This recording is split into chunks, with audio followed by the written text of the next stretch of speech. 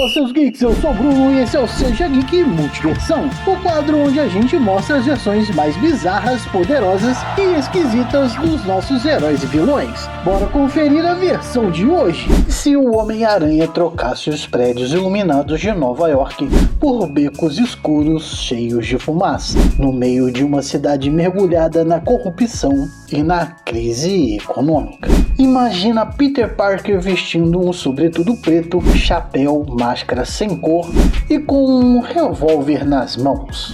Parece fanfic, mas é oficial.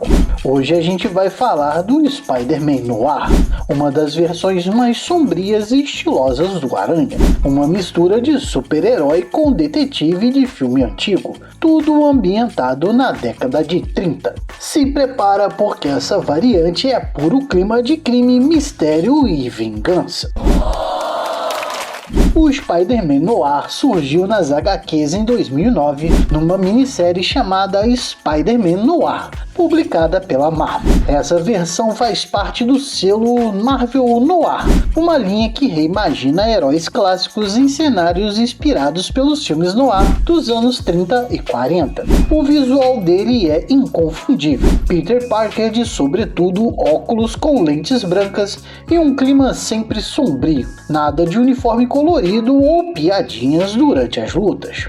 E sim, aqui o Aranha usa arma de fogo, porque nesse universo o combate ao crime é direto e violento. O mundo do Spider-Man Noir é sujo, político e cheio de corrupção. Parece até o nosso.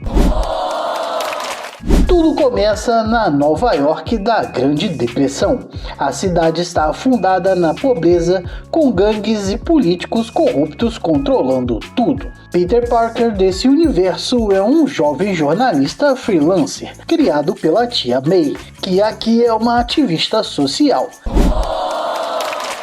O tio Ben, veterano de guerra, assassinado de forma brutal, mais um trauma que molda esse Peter. Durante uma investigação, o Peter vai até o depósito onde a máfia guarda artefatos roubados. Lá, ele é mordido por uma aranha que fazia parte de uma antiga relíquia mística. Depois disso, Peter começa a ter visões perturbadoras, incluindo um encontro simbólico com uma aranha gigante que diz a ele que agora é um predador. Quando acorda, descobre que ganhou superpoderes: força, agilidade, capacidade de escalar paredes, mas com um lado muito mais instintivo e agressivo. Aqui vem a grande diferença. O Spider-Man Noir não hesita em usar a violência. Ele caça criminosos pelas sombras e, quando precisa, puxa o gatilho. É tipo o Batman que mata versão Homem-Aranha.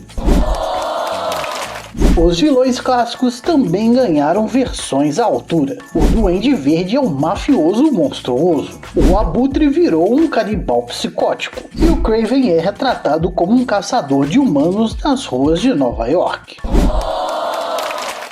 A ambientação lembra filmes como Casablanca ou O Falcão Maltês, com aquela fotografia carregada de preto e cinza, e diálogos que misturam raiva e filosofia de rua. E mesmo com toda essa violência, o conceito de responsabilidade ainda pesa sobre Peter. Mas aqui, responsabilidade significa fazer justiça, custe o que custar.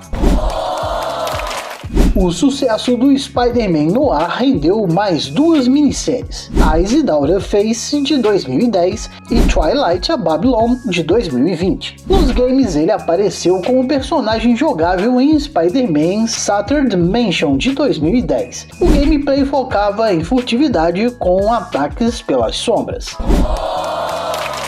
Mas foi no cinema que o Spider-Man Noir explodiu de vez. Em Homem-Aranha no Aranhaverso de 2018, ele ganhou vida com a voz Nicolas Cage. A escolha de manter o personagem sempre em preto e branco, mesmo em cenas com outros aranhas coloridos, deu um charme especial.